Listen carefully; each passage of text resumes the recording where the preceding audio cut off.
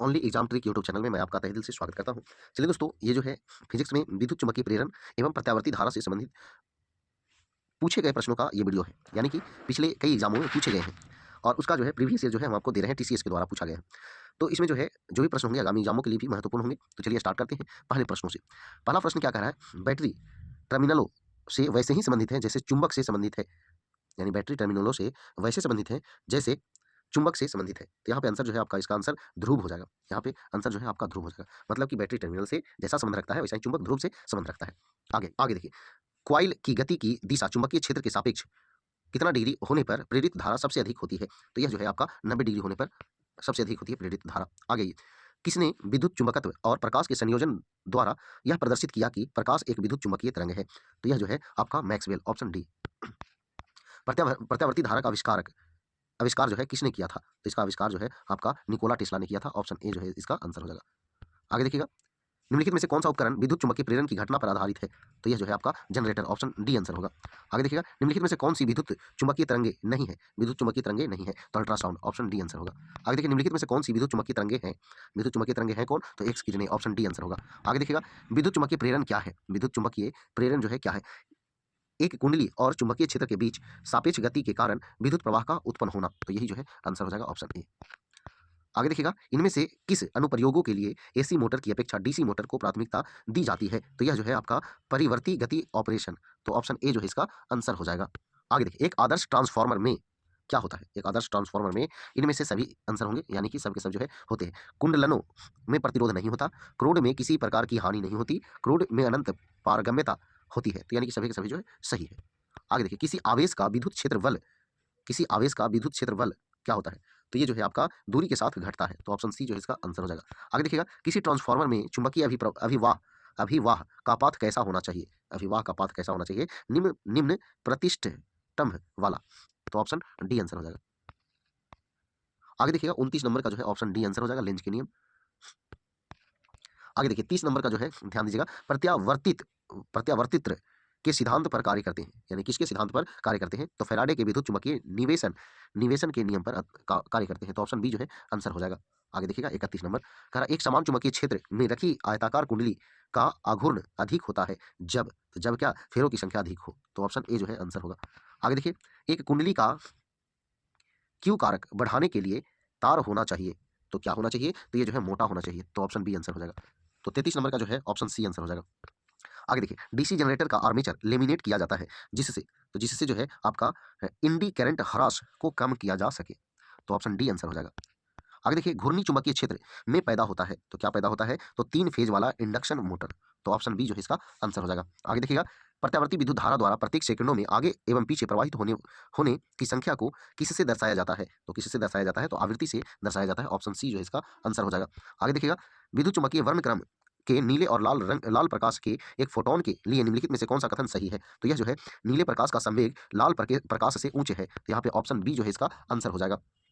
आगे देखिए, तीनों लिंब निर्माण की तुलना में 5 लिंब कोर निर्माण की वरीयता दी जाती है क्योंकि इस प्रकार के निर्माण में 3 फेजों का चुंबकीय रिलेक्टेंस संतुलित किया जा सके। तो ऑप्शन सी जो है इसका आंसर हो जाएगा। आगे देखिए, हवा में कंडक्टर कंडक्टर के चारों ओर चुंबकीय क्षेत्र की जो ताकत है वो कंडक्टर के धारा के समानुपाती होती है। तो ऑप्शन सी जो है आंसर हो जाएगा। आगे आगे देखिए, 40 नंबर, डायोड एक ऊर्जा प्रसारण का महत्वपूर्ण भाग है। यह प्रत्यावर्ती धारा एसी को दिष्ट धारा डीसी में परिवर्तित करता है क्योंकि यह तो इलेक्ट्रॉन्स को केवल एक ही दिशा में कैथोड से एनोड की ओर प्रवाहित करता है। तो यहाँ ऑप्शन बी जो है इसका आंसर हो जाएगा। आगे देखिएगा, 41 नंबर का ऑप्शन डी आंसर हो जाएगा।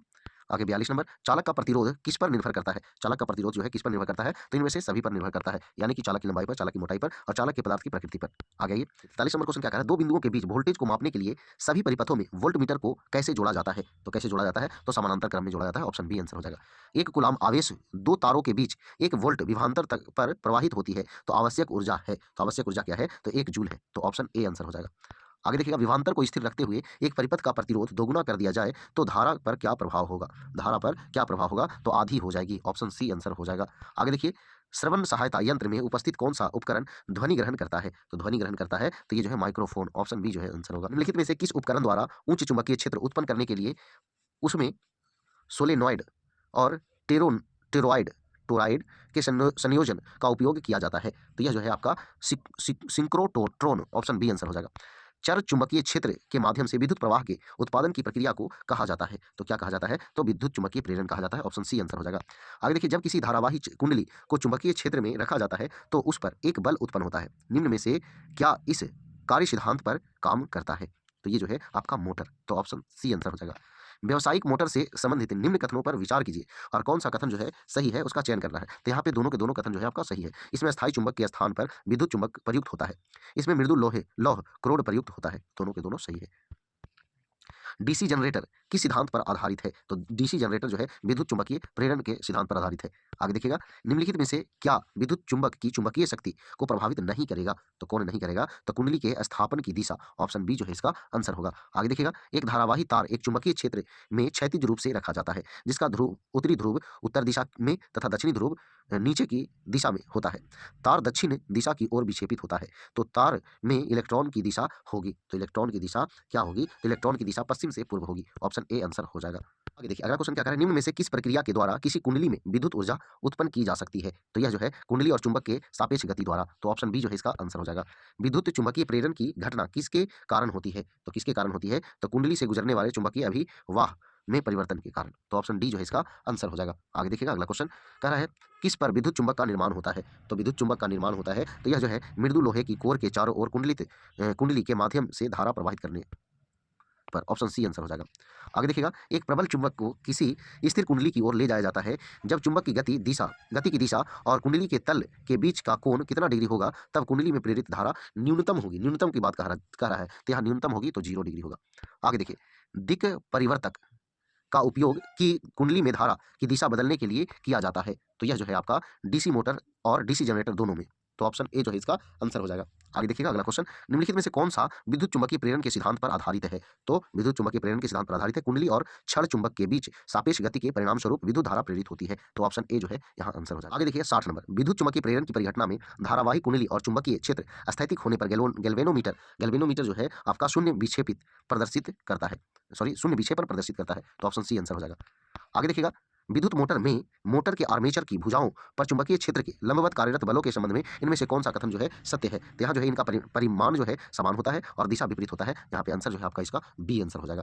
आगे देखिएगा 62 नंबर क्वेश्चन, और ये आखिरी क्वेश्चन है। किसी चुंबक को गैल्वेनोमीटर से संयोजित कुंडली के अंदर गति कराए जाने पर कुंडली में धारा प्रेरित होती है। प्रेरित धारा इनमें से किस कारक पर निर्भर नहीं करती है? किस कारक पर निर्भर नहीं करती है? तो कुंडली से संयोजित गैल्वेनोमीटर का प्रतिरोध। तो ऑप्शन बी जो है इसका आंसर होगा। तो चलिए दोस्तों, ये जो है आपका सारे प्रश्न जो है किसी न किसी एग्जाम में पूछे गए थे और ये हमारा उद्देश्य है रिवीजन कराना आपका। तो चलिए, अगर वीडियो पसंद आया तो वीडियो को लाइक करें, दोस्तों को शेयर करें। तो आज फिर इतना ही। जय हिंद, जय भारत, वंदे मातरम।